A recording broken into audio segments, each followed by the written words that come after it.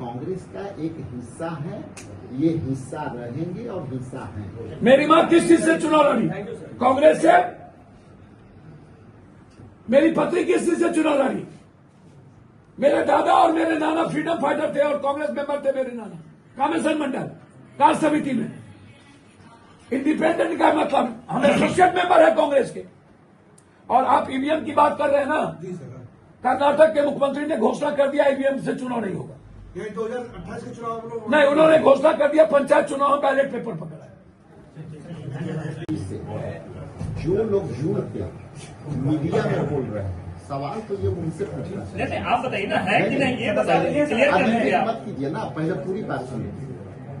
जो लोग पार्टी को कह रहे हैं कि हम बड़ी वफादार हैं, हमारे साथ अनजस्टिफिकेशन है, तो वो मीडिया में रह करके पार्टी के नेताओं और पार्टी की छवि खराब कर रहे हैं कि नहीं। तो पहले तो उनसे समाज पूछ लीजिए, जो लोग ये बात बोल रहे हैं कि हम जो है सवाल किए हैं कि आप पार्टी के हैं कि नहीं। यदि पार्टी के होता तो वो फोरम पर रह करके विरोध करता। रहा बात पप्पू जी, तो ये कांग्रेस के ये जो है विचारधारा से, हमारे नेता दोनों नेताओं के विचारधारा से जुड़ चुके हैं। इनकी अपनी एक स्थान और महत्व है। ऐसे मैं तो जन्मजात कांग्रेसी हूँ, तो मुझे भी गालियां पड़ रही है सोशल मीडिया पर। ये बता दीजिए ना, पार्टी में है कि नहीं? ठीक है, मैं क्या बोला, पार्टी के विचारधारा से जुड़ के ये खुद पार्टी में है और पार्टी में विचारधारा से तो कोई भी जुड़ सकता है, लेकिन पार्टी में है या भाई नहीं? आप संतुष्ट नहीं होना चाहते हैं तो छोड़िए। अब सवाल ये है कि अब देश में लोकसभा के बिहार के गरीब जनता के अधिकार का छीन करके हमें हराया गया। हम जनता से नहीं हारे, आप इस बात को समझ लीजिए। और लगातार हम इस बात को कह रहे हैं कि बीजेपी सिर्फ सत्ता के लिए इस देश के संविधान और डेमोक्रेसी को खत्म कर रही है। अब अंतिम मैं आपको दो बात करना चाहता हूं। पहला बात, आप बेफिक्र रहिए, कौन क्या बोल रहा है। हाथी चले बाजार कुत्ता भूखे आएगा, ऊंट बैठी हो जाए तो गधा से ऊंचा होता है, आकाश पे थूक फेंकने से कुछ नहीं होता। आप इन्होंने, हमारे नेता ने स्पष्ट कह दिया है, उस पर मुझे कुछ नहीं कहना। ये अध्यक्ष का दायित्व है, पप्पू यादव का दायित्व नहीं। मेरी बात सुनिए ना, नहीं उस पर मैं कुछ नहीं कहूँगा। एक मेरी बात,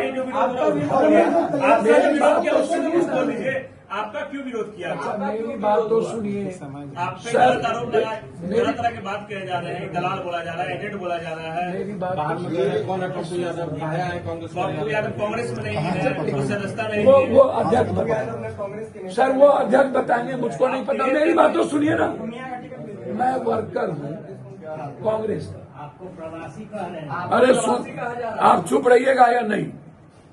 मैं वर्कर हूँ कांग्रेस का, राहुल गांधी और प्रियंका गांधी और कांग्रेस का सच्चा सिपाही हूं। अध्यक्ष जी के रेस्पेक्ट और कांग्रेस के आइडियोलॉजी के लिए मैं दुनिया का कोई भी गाली सुनने को, वो समझ उनकी है। अब ना समझ आदमी दर्द किया हमको, ना समझ और जाहिल लोगों का जवाब पप्पू यादव नहीं देता है। दया के पात्र हैं, कृपा के पात्र हैं, और दया के पात्र आदमी का जवाब नहीं, मैं कांग्रेसी हूं या नहीं हूं, ये या तो हमारे अध्यक्ष जवाब देंगे या राहुल गांधी जी। हमें किसी की सर्टिफिकेट की जरूरत। कांग्रेस में है, जो लोग विरोध करें वो तो ये पहले से आप लोग को पता है। समझिए, मैं दो बात करना चाहूंगा, सिर्फ दो बात। पहली बात, हम वीवीपैट की काउंटिंग चाहें।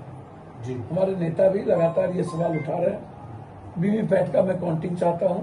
दूसरी बात, जो हमारे नेता के खिलाफ 172 आदमी ने चिट्ठी लिखा है, मैं उसकी पूरी संपत्ति की जांच चाहता हूं। और वो लोग बीजेपी के दलाल कैसे रहे हैं, वो 172 आदमी, और किस तरह उन लोगों की साजिश बीजेपी के साथ कैसे रहा है, मैं उन 172 लोगों की इंक्वायरी चाहता हूं कि ये लोग अपने संपत्ति को डिस्क्लोज करें कि इन लोगों के पास कितनी संपत्ति है और ये संपत्ति कैसे आई, और बीजेपी के कहने पर किस तरीके से ये राहुल गांधी जी, 172 आदमी कंट्री में नहीं है ना, 172 आदमी से कई करोड़ ज्यादा कंट्री में है।